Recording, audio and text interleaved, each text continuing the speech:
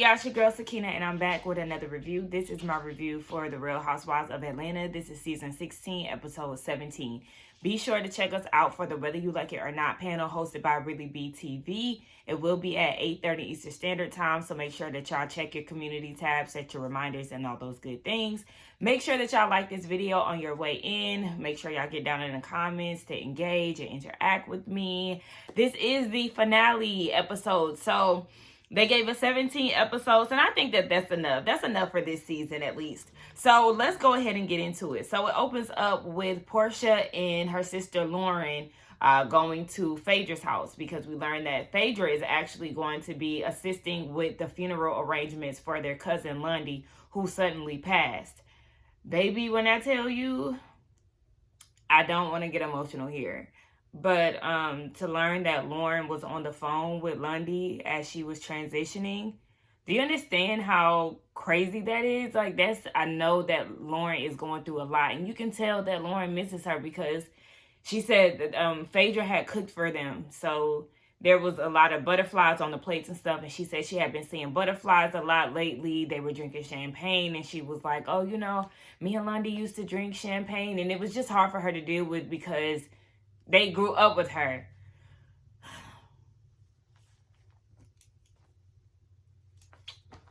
It's sad. And I don't play about my cousins, like. Anyway, I'm also PMSing, so take that into account. Anyway, Phaedra was like, you know, well, since there's she loves butterflies and stuff, how about we do a butterfly release? And Porsha just can't resist. Like, she was like, well, do they go back to their owners? And Lauren and Phaedra looking at her like, girl, please. There's no trained butterflies. Like, you just cannot help yourself. Like, girl, be so serious right now. But I do think that it's nice for Phaedra to step in, being that, you know, she has the funeral connect and all of that. I feel like that's why you have to have friends for, you know, different reasons, or, you know, friends that have a colorful occupation. What am I trying to say? Like, friends who have various occupations is what I'm trying to say. Oh, look, my little triangle was a square, but trying to mess up my lashes, y'all. I've been doing like these short lashes. They give a natural look. What y'all think? Don't mind my eyebrows. I basically was filling them in the dark, honey, so I really couldn't see what I was doing. But anyway, baby, let's snap back into it, okay? Next scene. RIP to Lundy. All right, no more red eyes, okay? The hair is actually given today. Meanwhile, this was a same day style, y'all. So I got up yesterday at 8 and did my hair. Like, I just, you know, sprayed it, stretched it out with my Rev Air, and then braided it, you know, plaits. And by 11 o'clock, I had took it out. Some parts were still a little damp, and I just blow dried it with my blow dryer, and I went out. Of course, I always feel like the next day looks better because I slept on it. You know, the pieces just kind of come together, so it's more fro-like versus like very piecey. So yeah, I'm trying to let my hair just be. I would love to wear my hair like this weekend. My friends are coming into town on Thursday, but I'm just nervous because of the weather. The weather is going to be fine this weekend, so I'm feeling like I might be able to pull it off. I think I'm gonna give myself till Wednesday. Like, I'll figure it out by Wednesday. Because I was thinking about just doing a sleek ponytail. What y'all think? Because if y'all follow me on Instagram, y'all know that my hair, like, literally shriveled up. Okay? And I went hiking.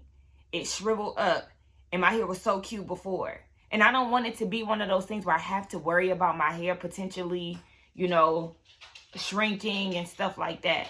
So, which I think I should wear my fro and risk the, you know, the elements getting to her, or should I just do a slick pony? Y'all let me know in the comments. Okay, so we get into a scene where Angela, I was about to say Wendy, where Angela is in a therapy session. Her therapist is a white woman. Very taken aback by that. I'm one of those people who feel like people who are doing a service for me, like a personal service for me, they need to look like me. So my therapist has to be a Black woman, preferably an older Black woman, because she has lived her life. It's the dog, if y'all can hear that. Even when I used to go to church, my pastor got to be Black, okay? Look like me. It's just certain things when it comes down to like experiences and stuff like that, I'd rather them look like me, you know, representation purposes. But anywho, you know, that's what she do. She's been with, her and Charles have been with this therapist since 2017. She's practically like the third party of their marriage.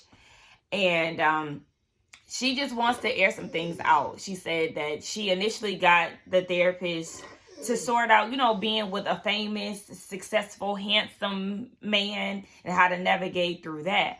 But right now, she's just going through a lot with the investment properties. She's just in the hole with that, and it's stressing her out. At this point, she's like, hey, if I lose it, I lose it. It just is what it is. And she just feels like, her therapist was like, so what did you learn from this? She feels like she learned to trust who she trusts. She should have trusted Charles and his advice of not getting those investment properties, because it's done nothing but, you know, put her in a bind to the point where she is constantly asking Charles for money. I understand. Actually, hold on, y'all. Okay, y'all, my bad. I have to let the dog out. When he has to go like that, it is good for me to just let him out because he has a condition.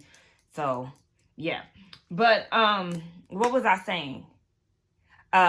Yes. So she's constantly asking Charles to, you know, foot the bill for this project. But my thing is, Angela, I thought that you were a self-made millionaire. This is how you pitched yourself to us when we got introduced to you on this show.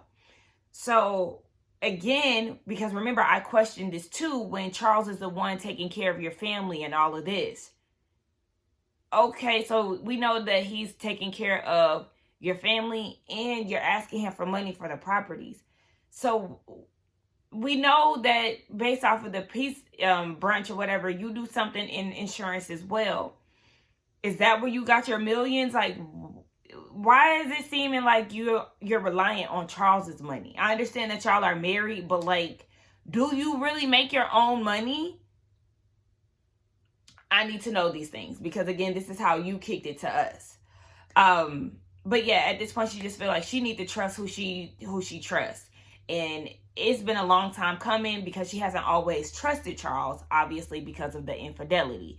And so she tells the therapist about the waffle event and how, you know, the guy said that Charles was cheating on her. And he said that it wasn't true.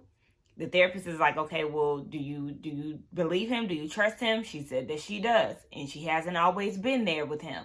But she communicated that to him. They're both confused on who would do this, who would make this rumor up. And at this point, she's ready to defend her marriage. Like, stop playing. Stop trying to make him a target. This ain't that. Okay. But it seemed like she still got her good eye on the situation, which I feel like she definitely needs to do. Because if he has a history of, you know, doing so, you can't put nothing past him. So definitely keep an eye open, but be aware of the territory that you're in, being a housewife.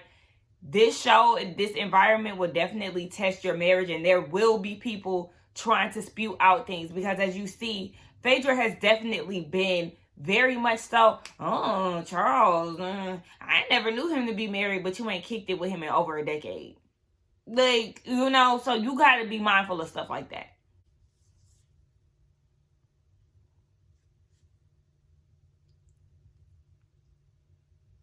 Shamia has a showcase.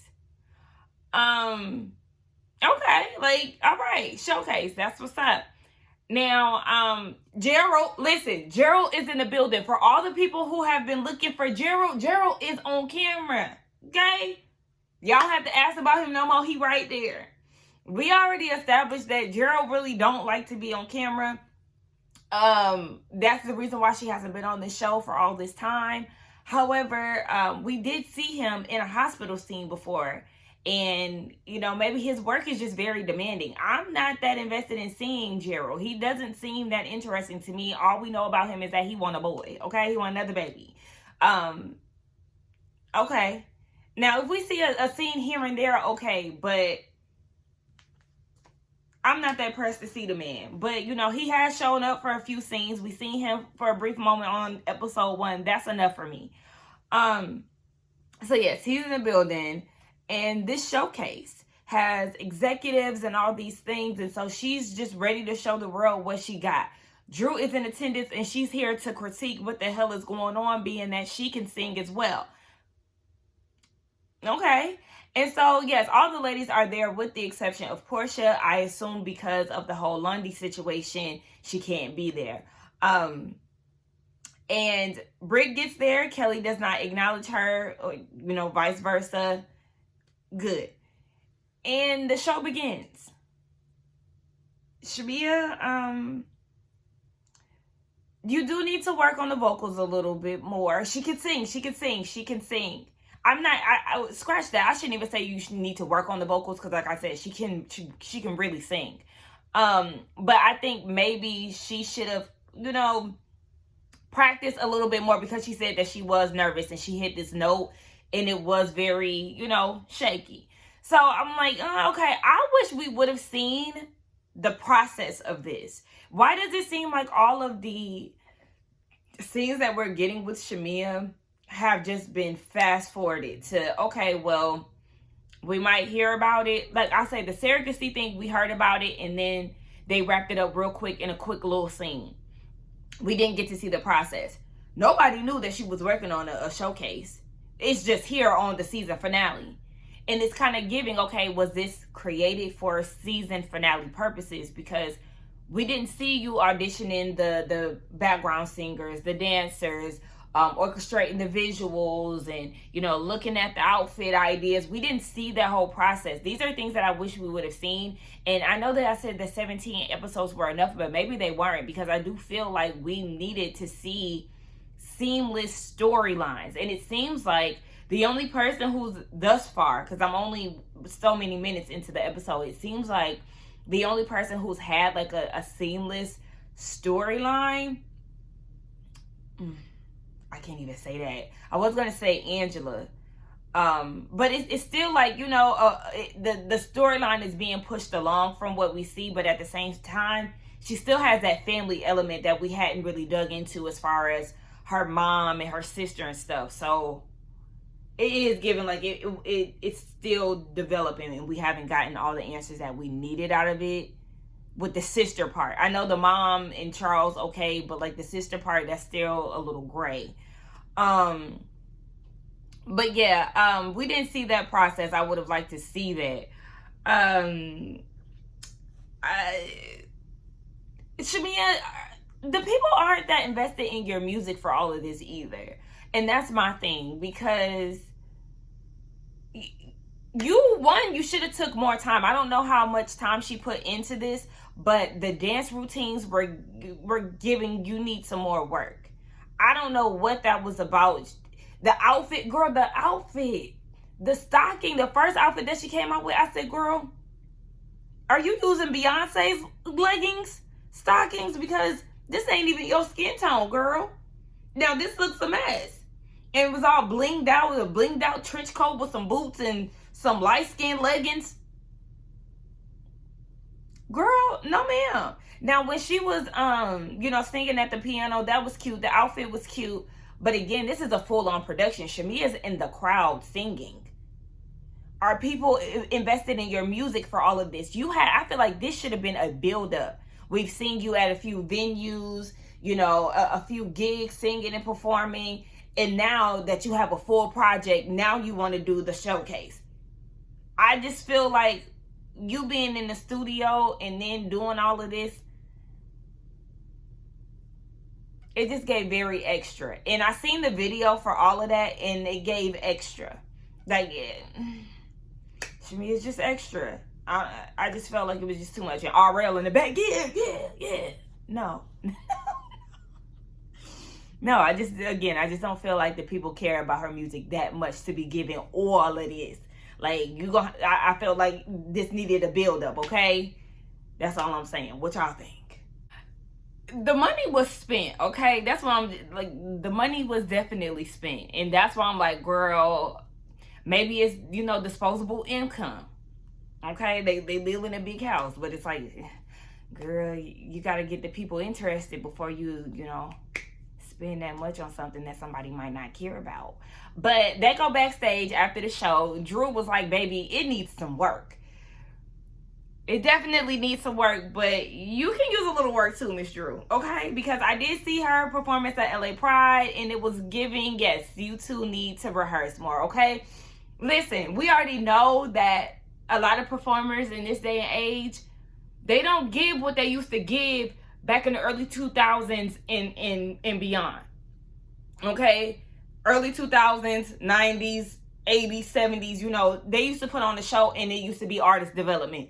It's not giving that, okay? The people just coughing out money and like, hey, I got the money, so here y'all show. Whole time, no breath work, the choreo is a mess, voice is shaky, giving bare minimum energy, that type of thing. So it's like the development isn't there 100%.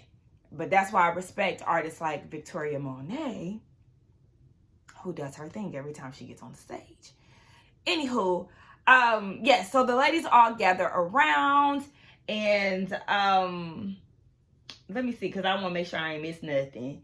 So yes, the ladies all gather around, and Angela is saying that she has a gala that she's preparing for. All the ladies are invited, and it's for the Charles Oakley Foundation.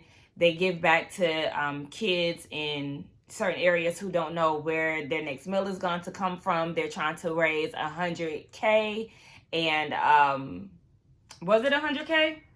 Yeah, they were trying to feed 100K people, and so the ladies were like, let me know if you need any help.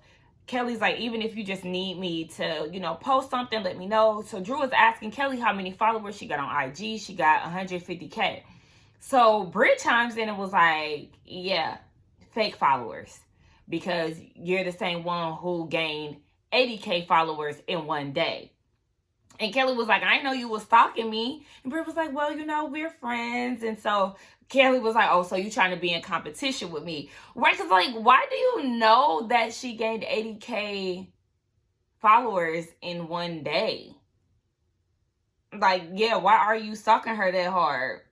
I never really got the point of, like, fake followers trying to big up your numbers, because, we already know that ratios be off. With Instagram, you might have 1 million followers, and then, like, your likes don't equate to that. Or, a couple 100,000 followers and the likes don't, equate to that. Even with YouTube, I have 6K and my views average, 1,000. So you already know the ratio just doesn't line up all the time. But it's like, Brit, why are you stalking her so hard? Like, what's going on? So, the tension is rising between the two of them. So they're like, hey, just give what you need, okay? Tell your followers to donate. Kelly hit Brit with the... Kelly said, well, if it's a specific amount, please let us know right now, because, some people don't know.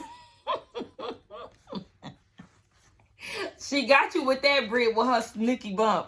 I said, girl, Kelly, not the 2010s bump, girl. We was wearing that bump, 2010s and like 08, 09. I was looking at the ponytail, like, girl, if you don't comb that hump down, that's a trend I don't never want to see come back. But anywho, I said, Brit, she ate you up with that, okay? Because, yes, say the amount now, please.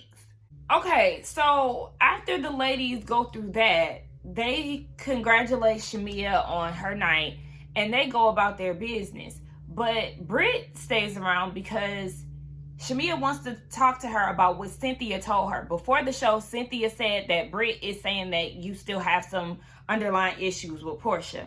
And so Shamia addresses the situation. And she's saying, like, that's not true. I haven't showed you any text messages. And Brit is like, yes, you did. Brit looks pretty in this scene, by the way. I liked her makeup and the bob. But She was like, yes, you did. Remember, we went out, me, you, and Kelly, and you showed us all these text messages on why you don't rock with Porsha and all of this. And let's go back, okay? Because in my head, I was like, Brit and Shamia don't even talk to each other. Like, what? But then remember, they did start off the episode. Shamia like pretty much ushered these two ladies in. Remember, we thought they was doing way too much and all of that. I forgot all about that. So it wasn't in that scene, but it looks like Brit, Kelly, and Shamia hung out at a different time, and that's when she went through and showed the text messages or issues or whatever that she has with Porsha. And let's not forget too, Porsha also said in her confessional that whatever conversation that Brit was referring to, it was from her therapist, not her attorney. So, I mean, if Brit is saying that she's showed these receipts and I'm giving you an example of what y'all spoke about, like, how would I know this? And Porsha is saying that, yes, I did have this conversation, but you just got the source of, the conversation wrong. It wasn't the attorney, it was the therapist. Okay. And then let's not forget that, yes, Angela and Drew have the same experience when it comes down to Shamia and Porsha. Shamia told them certain things about Porsha, and then when it was addressed, Shamia acted like she didn't know what she was talking about.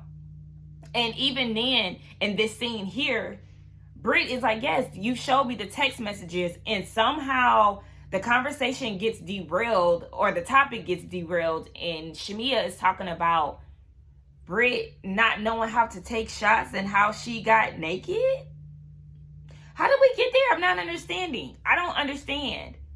Because that has nothing to do with what she's talking about right now, Shamia. It's giving deflection. And so Brit is like, yeah, I didn't want to take shots or whatever.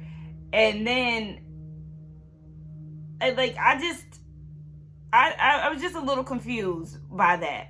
Shamia's talking about how Brit got butt naked, in which we all was like, girl, like, this is just a little weird. And so then Brit was like, but did you see your daughter when you went to Miami? You went to Miami and you was taking shots with Kelly. And then she said that Shamia was lying about the situation with her daughter. Like, you was boohooing in Grenada, but you was lying about your daughter. Now, see, if this is what y'all hyped this up to be, what Brit was saying, she was not talking about the baby. The way that people made it seem was as if Brit called her daughter a name or, said something derogatory or whatever. She didn't. She was just saying that Shamia made that whole situation up. So again, I just feel like people surrounding, like, I don't know, in the entourage or the team, whoever, wherever this rumor had came about, were exaggerating the situation, because it wasn't that. I was expecting Brit to say something extremely harsh.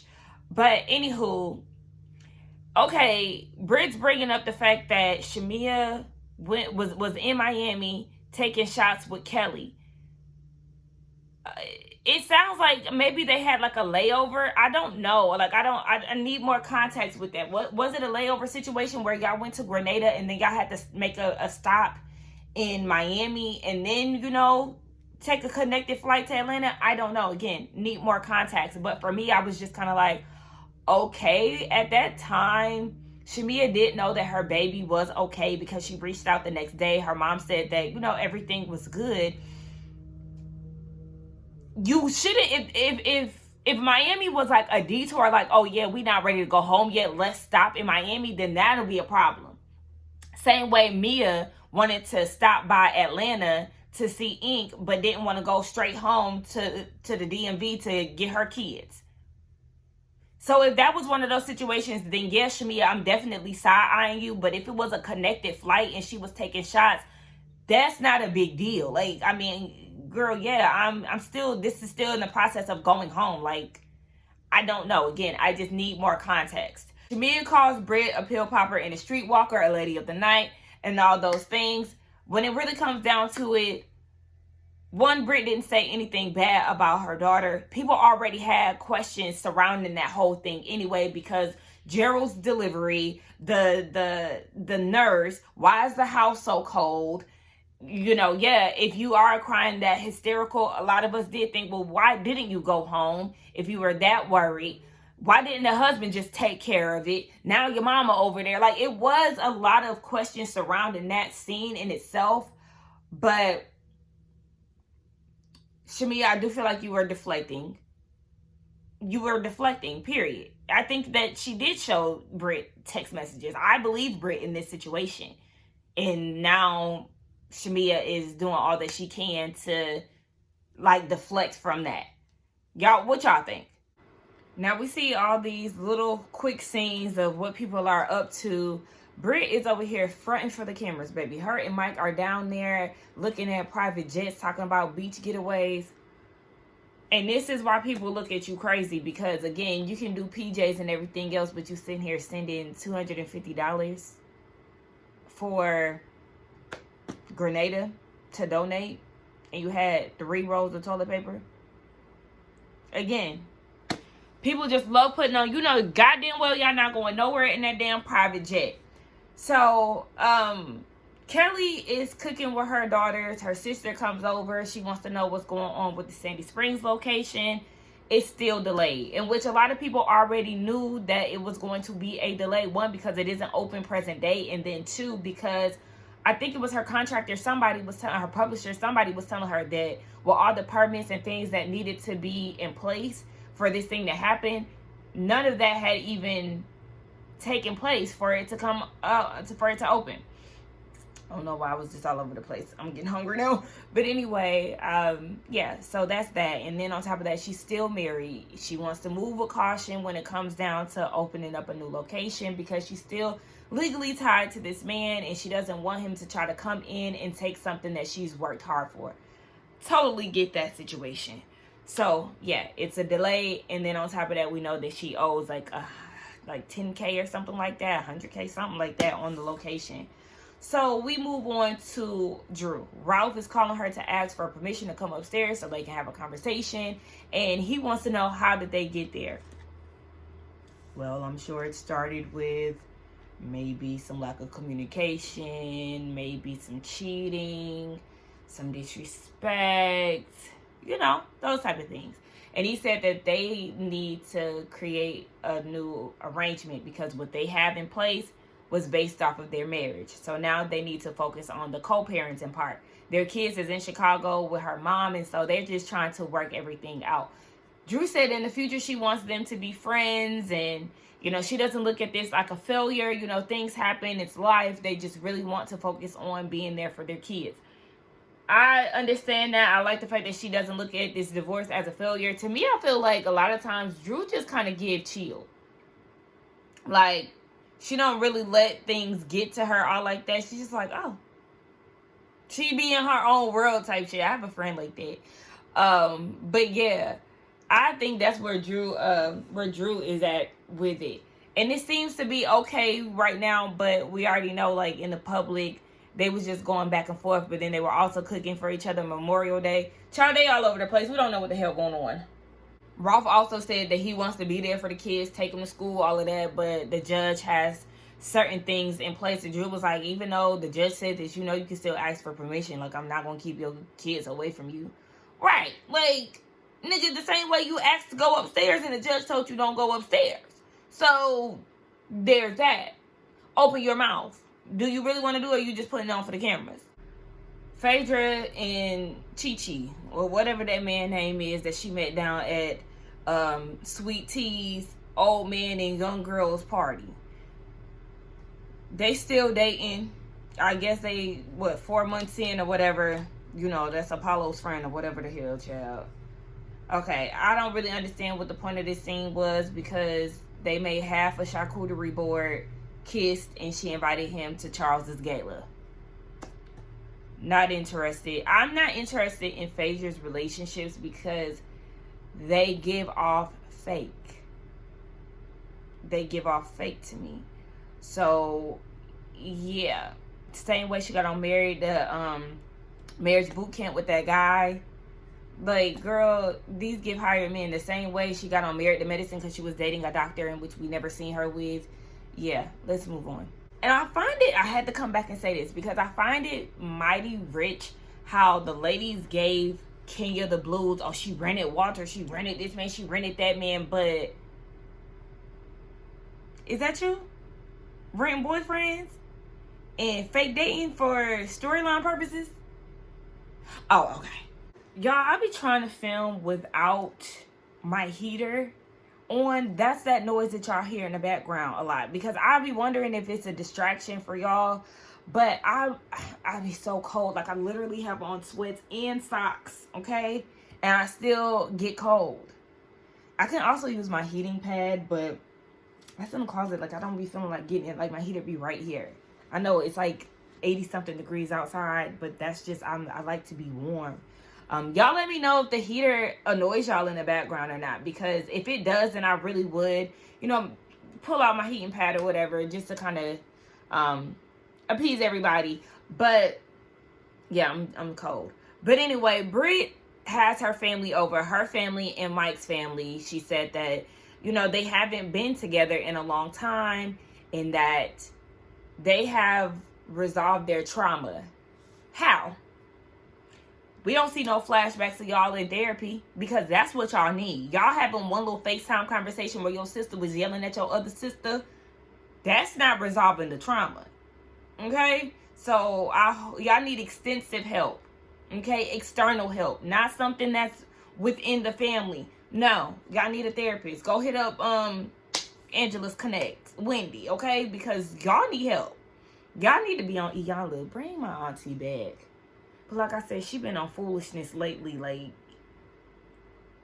But it would be very interesting to see the Edie family on the episode of Fix My Life. Nonetheless, they're all there. Mike's side of the family is there too. They're laughing, they're joking. They want to bring everybody together because they're moving forward with their ceremony. Okay, we also still haven't seen the ceremony. That would have been, you know, something to see for storyline purposes. But we know she's no longer on the show, so there's that. We don't care. And she said after the ceremony, they're going to have a baby. Okay, next. It's the day of the gala, okay? Hosted by Charles and Angela. Shamia. Like, girl, where the hell did you think you was going? To the BET Hip Hop Awards? Like, what the fuck? Like, that outfit was so tacky. The hood, the change, the corset, like, this shit was ugly as hell, and it's distracting me. She had the worst outfit out of all of the ladies. I liked Brit's outfit. You know, Porsha gonna come and shut it down. She was able to show up for the event. Who else? Yeah, I said Brit already. Cynthia, I feel like I've seen Cynthia in that outfit so many times, but you know, she looked good. From what I see, Drew's outfit look okay too. But, like, everybody looks cute. Kelly looks cute. Everybody looks cute except for Shamia. Shamia look a ghetto mess. Anyway, the gala. Again, it's been about since 2017. The goal is to make sure everybody eats. They visit schools, shelters. They even did Skid Row and fed about, like, 4K. They've done Super Bowl events. It's a thing, okay? This is nothing that's made up for TV purposes. They've been in the field. And this just goes to show again Charles's passion for food. I love that, and I'm excited to see how this gala goes. The goal is to raise, I think 50K. Yeah, 50K. So Charles is looking for Angela. We see Angela in the back getting ready. She's waiting on Drew. Drew is always late. People been pointing that out. Like, why is she always late? But she's on the way there. Her and Angela are on the phone. Come to find out, Drew and Angela sat down with Marcus 3 days prior to the event. And they're like, okay, so what's going on? You see Marcus saying that Charles has been to his restaurant. Is he a restaurant owner or does he work there? I don't know. But at his restaurant twice with another woman. Angela's like, when did this happen? The guy that Marcus is with is saying in June. Angela caught that real quick. You're lying, because he was coaching the Big Three. He was on TV at that time. Like, he was not even in Atlanta. What are y'all talking about? Okay. She said she peeped the shit from a mile away. And they was like, you gonna have to come clean. Tell me who said this shit so we can deal with it. And we already pretty much know who this source was. Here they go again. But anyway, I forgot to mention Phaedra's outfit. I like Phaedra's outfit, but she was definitely serving sneak peek of coochie crack yet again, because the lower back was dipped too far. It was like a quick little scene. I was like, oh, definitely see a little crack. Girl, okay now. So I did laugh when Cynthia was like, Phaedra new man is fine. This the real Mr. Chocolate. Old Housewives. Look, I seen the TikTok the other day too. They were like, what's the line, not like a famous line from Housewives that you say from time to time, that only, true Housewives watchers would know about. I said, that's a dirty, low down monkey with a wig on. I love saying that. And also, Apollo, please stop looking at my legs. But anyway, yeah, so the gala is going on. Brit is telling Porsha that Shamia is mad at her. And Porsha was like, well, how would she even know what we talked about? And she looked at Cynthia. And Cynthia said, look, we just going to lay it all on the table, okay? It just is what it is. But Porsha's whole thing is, coming into the event, she has a lot more things going on versus what she has with Shamia. So if she wants to be on, the good foot, then she's all here for it. But if Shamia doesn't want to, then that's fine as well. So the event starts. Charles is talking about, where the foundation stemmed from. Growing up, they would feed not only their household, but the entire neighborhood. And so that is, how the foundation came about. They had some people that they were honoring come up to speak. And Angela decided to honor Porsha and Lundy. And I thought that was so sweet. I think that was so sweet, so thoughtful, because yes, the Hosea Feed the Hungry is a big part of the Atlanta community. And so I just loved it. I loved it. And Porsha was very honored, and she said some really nice words about Lundy and how she worked tirelessly for the foundation, the charity. And yeah, she goes back to her seat and she has to take a break because she just starts crying. So as she's crying, the ladies come in and they step in with her, and they're showing support. I know it's a really hard time for Porsha, and honestly, I did appreciate that moment of her crying, because it did kind of seem, somebody mentioned that she kind of gave, I don't want to say stoic, but not really emotional. You can't really control how somebody feels or handles a situation, but maybe she needed that outlet to, just feel the feelings and go through the process of, mourning her cousin. And so the ladies rallied around her, and Shamia was like, we're going to be there for you and all of that. And she said in her confessional, Shamia did, just the relationship, it is what it is, but there's always love there and all of that. Let's move on. Woo, child. Well, first of all, wait, this is just a random thought that just popped in my mind that I gotta bring up. Even the fact that Angela was gracious enough to recognize Porsha and her family's charity while Porsha was making comments about effing her husband.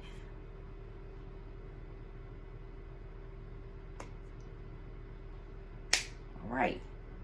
That was nice. Anywho, the ladies all gather around because it's the end of the event, right?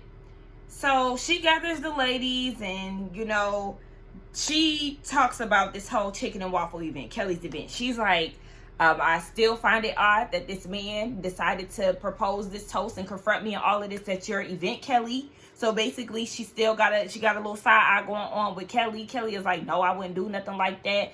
And Angela's also looking at Brit like, yeah, I suspected you had something to do with this too. Brit said as a married woman, she wouldn't do anything like that. Kelly's chuckling and nudging Shamia, but it's like, but for what? Like, I don't know. Just let her talk. But Brit, you can't be shocked that Angela would suspect you because you're the same one saying your husband haven't even acknowledged he's been married to you for the last 10 years. Yeah. And do the world know about that baby though? Angela has every reason to wonder if the two of you have been up to this, because yes, y'all had comments about her marriage. So yeah, it's not out of the blue that she would think that. So she said that Drew had did a little digging and she's figured it out, because everybody's like, Who is it? And y'all heard Phaedra, who is it? Okay. So Drew ushers in Marcus. And immediately Charles was like, oh, hell no. When Marcus comes to the group, Charles was like, yeah, you gotta get the out of here. You disrespected me. You disrespected my wife. Like, get him the hell out of here. And it's to the point where they, like, you know, trying to send him on his way. And Angela is like, no, like, nigga, we trying to film here. You fucking up the thing. Like, no, let us finish. Angela's to the point where she, like, trust me, and yelling at him like, no, you need to listen to me. And Marcus is like, I apologize. I said, Marcus, how old are you? Because you balding in the back, like. Regardless of whatever, Angela's like, Charles, you need to let me handle this. You need to, like, let him talk. Because we trying to expose this. He's literally fucking up the production. Like, hold on. Okay, now, so Charles let him slide. Like, you know what? You lucky. Like, but I'm getting the hell out of here. So Marcus continues on with the girls, and he tells them that Phaedra is the one who delivered that information. Phaedra's confused. She doesn't understand. Y'all, this man said Phaedra Parks is the godfather of Atlanta. Bitch, since when? Like, she got movement out here in the streets like that? To where she's labeled as the godfather? Okay, so in her confessional, she's saying, my mother always taught me to keep your friends close, but your enemies closer. Yeah, I'm sure she did. So the ladies have questions like, what's going on? Phaedra's saying in her confessional, her marriage has already been destroyed. She wouldn't destroy another marriage. But when you say your marriage has been destroyed, in what way? Because I hope you're not implying that it was because of the ladies in this group, because I know she already said that in Married to Medicine, and the ladies didn't destroy your marriage, baby. Your husband destroyed your marriage and all his scamming and shit. That's what got him in the situation that he was in, his behavior. So where are you trying to get at with that? Okay. So yeah, she was saying that she wouldn't attack the marriage, and the man is saying before the chicken and waffles event, she dropped off an envelope of information down at Phipps Plaza. And Brit in her confessional was saying that Phaedra is an attorney. Why would she do something like that? Girl, did you not watch, what was that, season 9? Girl, just because she's an attorney, she still made them crazy ass accusations about Candy. So attorney or not, baby, she's very capable. Oh my gosh. Y'all, this was a flop. Angela, hold on, because if you gonna bring the man in here, you have to have some receipts. Like, this just doesn't make sense. And even Drew, did y'all see Drew's facial expression? She looked like, what the fuck is going on? What's going on? This is a fool. What? The man said that they have a person in common or a connect. The connect is Junebug. What? Bitch. Ow, actually, I shouldn't have did that because my legs, I swear, I went hiking on Saturday. But this is a ghetto mess. And they are like, baby, that could be any of our... where's the receipts? That's what I care about. I thought he was going to come in with some shit. So Marcus leaves, and baby, you could have left when Charles was trying to get your ass out of there, because this was just whatever. So Angela is looking like, Phaedra, yes, I can't believe you would do this. And the Godfather said, blah, blah, I never seen the Godfather, but whatever. She did kind of eat with that little line there. But Phaedra was like, I'm trying to figure out, like, what would I want? You know, what would I gain from this? And Angela was like, you want a marriage. Throwing marriage in somebody's face. No, ma'am. Please, let's stop doing that, because your man was cheating on you, girl. And we can't put shit past him today. So I get you trying to be protective of your marriage and let them know you're not the one to play with. But nah. Okay. So she was like, Angela said that Phaedra was the one who gave her the information. Saying that Phaedra called her and was like, yeah, the guy at the event, his name is Marcus, blah, blah, blah. He works at blah, blah, blah, blah. And Angela said, all roads pointed to you. So Phaedra was like, you doing all this research, but you failed to tell us that you're in foreclosure. Child, this was just a mess. Angela, girl, I wanted you to bring out some receipts. You know you got to bring them out. But I think she's going to bring out some receipts on the reunion. I did not watch the Kellogg's? I was about to say Kellogg's. The Carlos King interview, I will watch it after this because I like to watch the episode first. Before, like, you know, I knew the season finale was coming up, so I wanted to see that first before saying or seeing something else. I like to watch the show for what it is, pretty much. So I'll get into that after this. But when Petra was like, but you failed to tell us about the foreclosures, Angela said, that ain't no tea. She said, bitch, I don't care. I will tell you what's going on, okay? As she has been. So it really ain't no tea, Phaedra. It didn't have anything to do with the conversation. But at the same time, Angela, this wasn't what you thought it was. So the ladies are guessing who the suspect is. Kelly and Shamia think that it's Brit. Porsha think that Angela put this on herself and said, fight me at the reunion. Angela knows, sis. I thought you was going to eat the girls up because you have been performing very well. You have been giving us what we needed, you know, with the wit, the shade, you know, all of that. But this ain't it. This ain't it. I don't put nothing past Phaedra, but you're going to have to give me more to, you know, believe that this is 100% what you say it is. But also, Miss Phaedra, it sounds like you've been doing some research yourself because clearly she had that tea tucked in her back pocket. So, yeah, sounds like she was telling herself. So the girls continue to go back and forth, and at this point, they're telling us what the girls been up to since the cameras went down. Kelly's divorce was finalized last year in September 2024. The Nana's Sandy Springs location was supposed to be open spring of this year or summer. I mean, she still got a little time left, but as of right now, we know it's not open. And so we see that Shamia, I don't know, they was talking about Brit, and Shamia was like, oh, they was talking about kids being brought up. And Shamia was like, my kid got brought up, and ain't nobody say nothing about that. Well, girl, what the hell you wanted them to do? Nobody was there but you and Brit. So, yes, they're not going to say anything because they were not there. And Brit said that she never claimed that Shamia was faking it.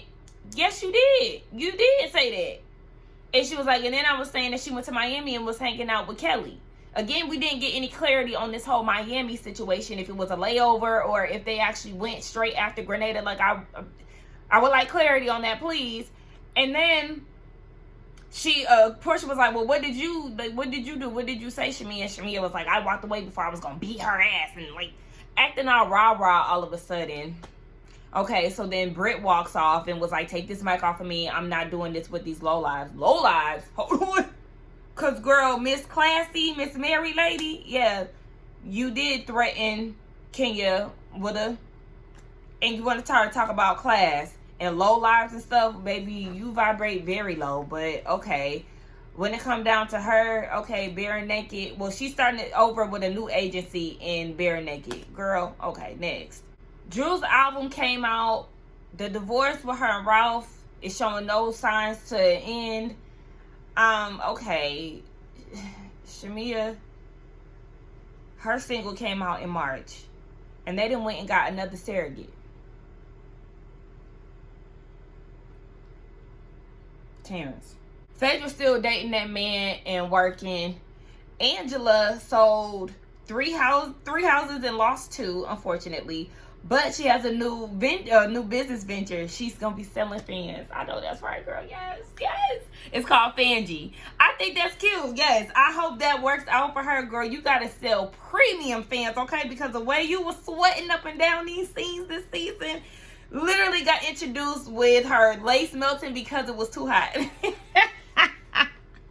Her and that band been glued to each other ever since.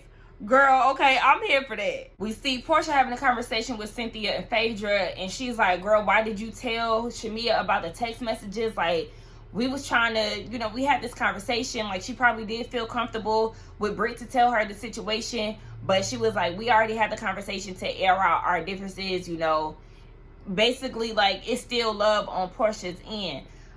But Porsha, you have to understand that when y'all had that conversation, it wasn't a conversation that went as smoothly as it should have, because you didn't really take any accountability. You kept blaming it on you having so much going on and you don't want to fight with her right now and all of that. So it still left a little bit of like pressure there, because y'all didn't y'all just scratched the surface. Y'all didn't get down to the nitty gritty of what y'all problems really are.